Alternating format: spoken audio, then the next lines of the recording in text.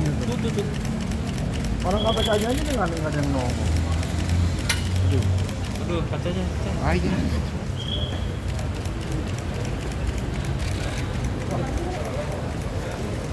Waduh, Pak, ini Pak. Dikit aja Pak. Agendanya di Bentar. undang sama KPK untuk koordinasi, kolaborasi, perkuatan antara KPK, pemerintah daerah dan DPRD. Jadi tadi kami diundang ada 8 daerah, termasuk provinsi dan 7 kabupaten kota, dan seluruh provinsi dan kabupaten kota di Sumatera di kata itu nanti akan diundang semua. Hari ini jadwalnya kami 8 daerah. Apa aja sih Mas yang dibahas? Yang dibahas penegakan pencegahan anti korupsi, koordinasi antara pemerintah daerah dengan DPRD, penyusunan anggaran, optimalisasi pendapatan. Pak, tanggapannya Pak soal pekerja judi online di Kamboja, kebanyakan dari warga Sumatera Utara gimana Pak? Ya, itu juga kemarin sudah dibahas, hanya kemarin pada saat Pak Menteri pekerja migran datang ke Kota Medan itu kita bahas. Nanti kami akan membuat satu pelatihan khusus untuk diperuntukkan untuk negara-negara tujuan, mulai dari negaranya nanti akan dipilih negara mana, kualifikasinya seperti apa. Kami diminta untuk menyiapkan bangunan dan lahannya, isinya nanti sama-sama dengan kementerian. Gitu. Pak, soal revisi Mas, ini lagi ramai desakan revisi. pemberhentian Mas Gibran sebagai Wapres, Mas ada tanggapan? Sudah ditanggapi, saya rasa saya nggak usah nanggapin lagi. Lagi ramai revisi undang-undang ormas. Mas, kasus blok Mas, kasus blok Medan seperti apa Mas? Ada tanggapan nggak Mas? Ayo tuh kasih lewat tuh Bang. Mas, blok Medan sudah dilaporkan Mas ke KPK seperti apa Mas?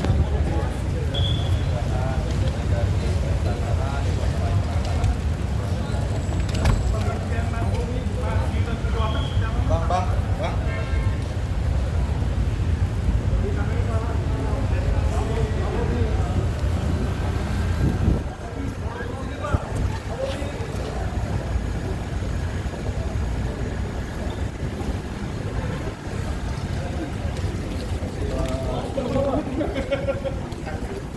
Siapa yang ke belakang? Aduh. Berbicara dengan teman-teman wartawan ya. Tapi sore ini saya baru saja menghadap Presiden. Banyak hal yang dibicarakan. Tapi ada satu hal yang memang saya diizinkan untuk menyampaikan kepada saudara sekalian, ya, sehubungan dengan surat usulan ya atau saran-saran dari Forum Purnawirawan TNI ya, yang isinya 8 poin ya, 8 butir itu. Ya, gitu. Nah, saya tentu akan menyampaikan apa yang tadi ya telah dibicarakan dengan Presiden dan akan saya sampaikan kepada saudara-saudara sekalian ya.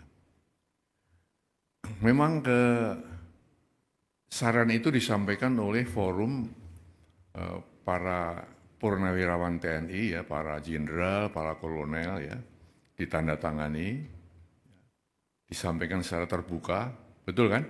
Terbuka, secara meluas ya. Nah di sini tentunya Presiden memang menghormati dan memahami ya pikiran-pikiran itu, karena kita tahu beliau dan para purnawirawan satu alma mater ya, satu perjuangan, satu pengabdian, dan tentu punya sikap moral yang sama ya dengan jiwa sabta marga ya dan sebuah prajurit itu. Ya. Oleh karena itu beliau memahami itu. Ya. Namun tentunya Presiden sebagai kepala negara, kepala pemerintahan, Panglima tertinggi TNI tidak bisa serta-merta menjawab itu. Spontan menjawab tidak bisa, karena apa? Beberapa alasan ya. Yang pertama, kan beliau perlu mempelajari dulu ya isi dari statement itu, isi dari usulan-usulan itu. Dipelajari satu persatu karena itu masalah-masalah yang tidak ringan ya, masalah yang sangat fundamental ya.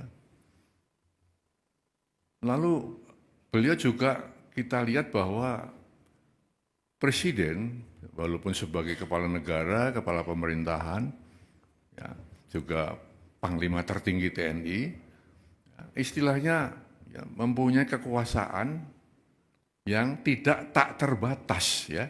Artinya kekuasaan beliau, kewenangan dia terbatas juga. Ya. Dalam negara yang kita menganut res politika, ada pemisahan antara ya, eksekutif, legislatif, dan yudikatif. Tidak bisa saling mencampuri di situ. Maka usulan-usulan yang ya, bukan bidangnya presiden, bukan domain presiden, tentu ya, presiden tidak akan ya, menjawab atau merespon itu. Ya. Nah, lalu yang ketiga, kebijakan presiden atau keputusan presiden atau arahan presiden ya tidak semata-mata ya, muncul dari satu sumber. Ya. Presiden mendengarkan, tapi tidak hanya satu sumber kemudian presiden mengambil keputusan, mengambil kebijakan. Harus banyak sumber-sumber lain yang beliau dengarkan. Juga beliau mengambil keputusan bukan hanya fokus pada satu bidang, banyak bidang-bidang lain yang harus dipertimbangkan presiden sebelum mengambil keputusan. Nah dengan demikian maka kalau ada anggapan bahwa presiden tidak merespon, bukan seperti itu ya. Presiden dia telah menjelaskan seperti itu. Oleh karena itu beliau berpesan tadi kepada saya agar disampaikan kepada masyarakat ya agar tidak ikut berpolemik masalah ini ya. Tidak ikut menyikapi pro dan kontra ya karena hanya akan menimbulkan kegaduhan-kegaduhan ya yang akan mengganggu kebersamaan kita, keharmonisan kita sebagai bangsa. Nah, itulah ya kira-kira yang bisa saya sampaikan ya sehingga dengan demikian maka kita mengharapkan bahwa saatnya nanti ya tentu ada penjelasan-penjelasan resmi ya yang bisa mendinginkan suasana. Kita sedang menghadapi ya banyak masalah ya tentunya yang kita harapkan adalah satu ketenteraman di masyarakat, keharmonisan, kebersamaan untuk menghadapi hal-hal yang benar-benar dihadapi negeri ini. Itu saya kira saya sampaikan itu ya. Terima kasih.